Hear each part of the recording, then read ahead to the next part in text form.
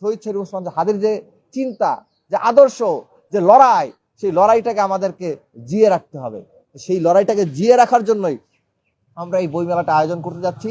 এই বইমেলা আগামী 18 জানুয়ারি থেকে আগামী 22 জানুয়ারি 5 দিন ব্যাপী টিএসসির পায়রা চত্বরে বইমেলা অনুষ্ঠিত হবে।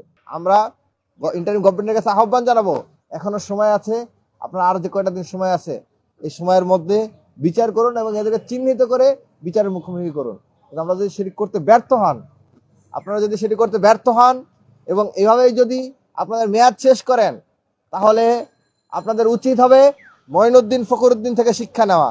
সেই মঈনুদ্দিন ফখরুদ্দিন প্রায় 2 বছর রচনা করেছিল, কিন্তু এখন তারা দেশেও আসতে পারে না। এরকম একটা পরিস্থিতি তৈরি হয়েছে।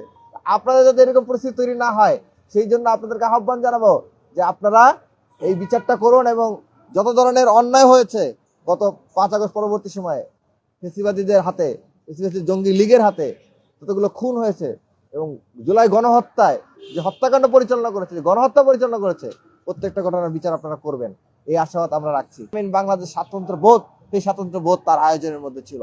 সেজন্য তার চিন্তাকে বাঁচিয়ে রাখতে, বাংলাদেশের মানুষের সংস্কৃতিকে তুলে ধরতে এবং বাংলাদেশের সংস্কৃতির, বাংলা ভাষা ও সংস্কৃতির রাজধানী কলকাতার হাত থেকে ফিরিয়ে পুনরায় ঢাকার আনতে করার লক্ষ্যে শহীদ শরীফ ওসমান হাদির যে চিন্তা, যে আদর্শ, যে লড়াই, সেই লড়াইটাকে আমাদেরকে জিয়ে রাখতে হবে।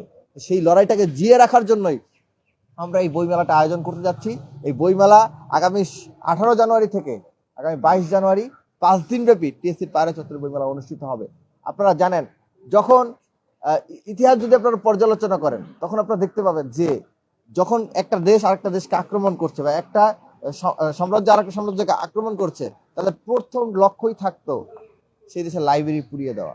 আপনারা দেখেছেন যখন বাগদাদ আক্রমণ করে চেঙ্গিস খান, সেই বাগদাদের যেই লাইব্রেরি ছিল, সেই লাইব্রেরি যখন পুড়িয়ে দেয়, ফুরাত নদীতে তার ছাইতে ফুরাত নদী ভরে গিয়েছিল।